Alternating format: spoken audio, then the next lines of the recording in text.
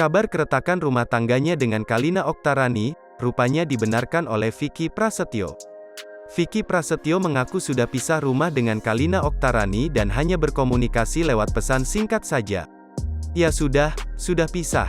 Komunikasi tetap jalan, cuman agak canggung, kata Vicky Prasetyo ketika ditemui di pembukaan Bakso Bos Samson, di kawasan Tambun, Bekasi, Jawa Barat, Sabtu, tanggal 22 Januari tahun 2022. Vicky menyebut dirinya bingung mengapa ia bisa merasa canggung berkomunikasi dengan Kalina, setelah hampir setahun bersama dalam pernikahan siri. Ya kayak dia manggil aku mas. Berasa kayak tukang bakso. Ya aku panggil dia mbakku. Ya canggung aja, ucapnya. Vicky menegaskan dirinya menyesal akan keputusan tersebut. Tapi, ia akan tetap menjaga hubungan baik dengan Kalina.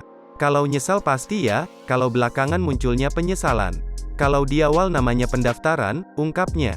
Setelah berakhir dengan Kalina Oktarani, Vicky Prasetyo belum buka hati lagi dan masih menikmati waktu sendirinya agar bisa lebih fokus urus kerjaan dan bisnis. Ya santai aja gua mah.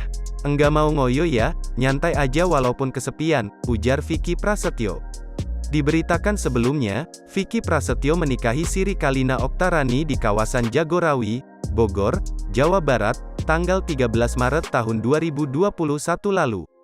Selama setahun menikah, kehidupan Vicky Prasetyo dan Kalina Oktarani penuh dengan drama.